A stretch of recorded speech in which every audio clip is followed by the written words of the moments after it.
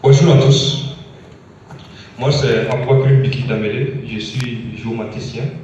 J'ai fait une thèse de doctorat en co-titel entre l'Université des sciences sociales et de gestion de Bamako et l'AgroParisTech dans le cadre de l'LMI d'Il-Patos, un projet de recherche qui œuvre dans la lutte contre les pathogènes du riz et du coton en zone rurale du Mali. Et cette thèse, intitulée De la parcelle au territoire, aborde la télédétection et des drones pour anticiper la dynamique des pathogènes du riz, entre dans le cadre des activités de recherche de ce projet. Donc en gros, il s'agit de mettre en place une approche basée sur la télédétection optique pour mieux surveiller les pathogènes du riz et limiter les impacts sur les rendements. Le Mali est le deuxième producteur de riz en Afrique de l'Ouest, selon la FAO, avec une production de 3,2 millions de tonnes, soit 30% de la production céréalière. La riziculture contribue à 5% du PIB et emploie 21% de la population rurale. Et la consommation annuelle du riz par habitant est estimée à 57 kg, selon le ministère de l'Agriculture.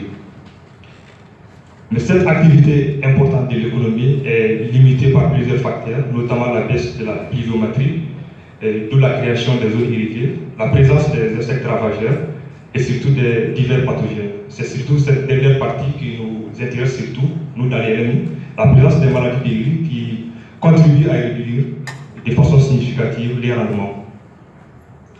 Donc dans ce projet LMI, il y a 4 grands axes de recherche. Nous, en tant que géomaticiens, notre travail, c'est de venir en appui de celui des phytopathologistes qui travaillent dans l'axe 3. Donc le travail des phytopathologistes est limité à l'échelle de la parcelle, ce qui ne permet pas de faire les suivis à l'échelle d'un territoire plus grand. Donc nous localisons les zones d'anomalie selon le stade phénologique du riz, et c'est aux phytopathologiste de se rendre sur le terrain pour découvrir quelle est la nature de l'anomalie. Donc une anomalie, ça peut être la présence d'une maladie, l'effet des pesticides, l'apport d'engrais chimiques ou même la toxicité furieuse qui contribue à altérer la chlorophylle et donc à impacter négativement la réflectance des plants de riz.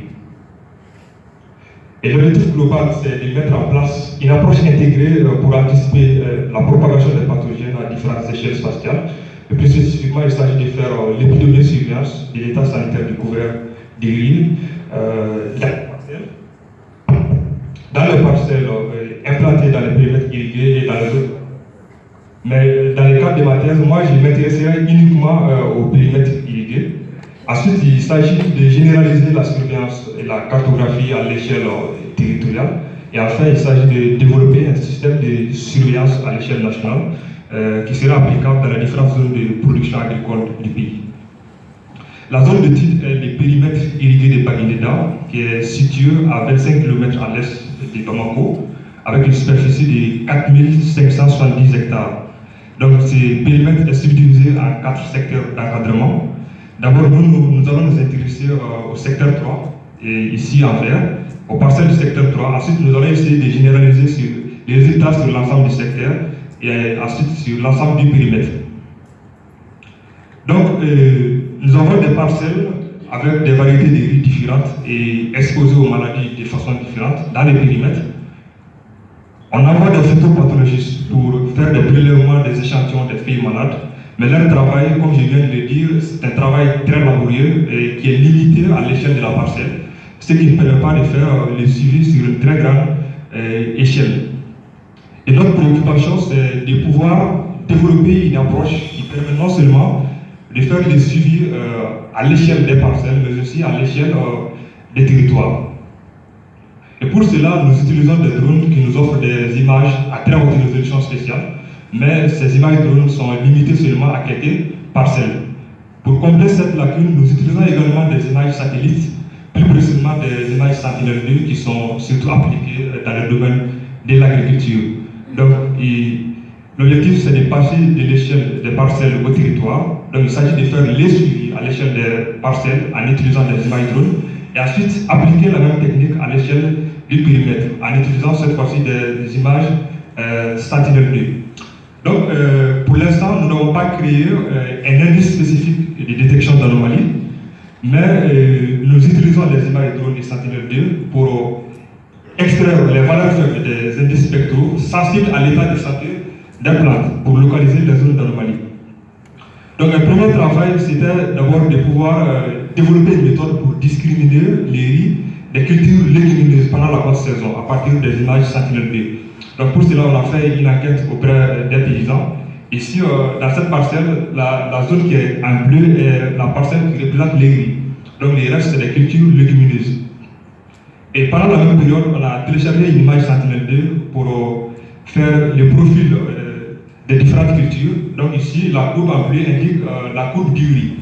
Donc en conclusion, dans cette partie, les images Sentinel-2 permettent de discriminer les riz des cultures légumineuses à l'instant T.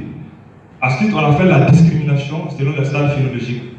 Pour cela, on a choisi 3 stades phénologiques, les stades de levée, tallage et montaison, qui correspondent respectivement au 1er mars, au 26 mars et au 25 avril, selon les calendriers agricoles des côtes saison dans les périmètres.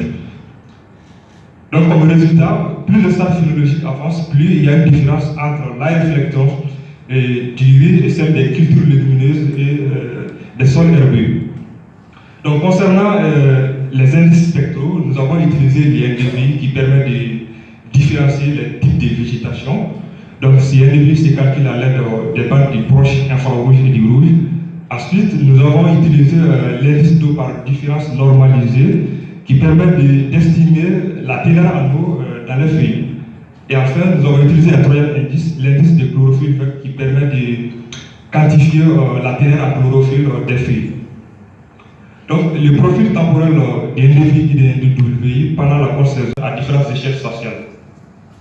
Donc, c'est un travail qui est en cours, qui n'est pas terminé. Et nous allons continuer à faire des prises d'images pendant les stades phénologiques du riz, calculer les indices de verdeur à l'aide des images drones, faire la cartographie et le profil temporel pluriannuel dans nos parcelles expérimentales et à l'aide des images Sentinel-2.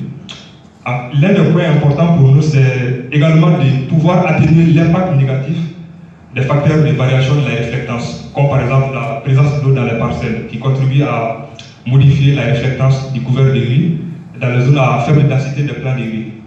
À long terme, nous prévoyons de valider notre méthode de classification des réflectances et de détection d'anomalies sur notre zone de production différente de Baguinida.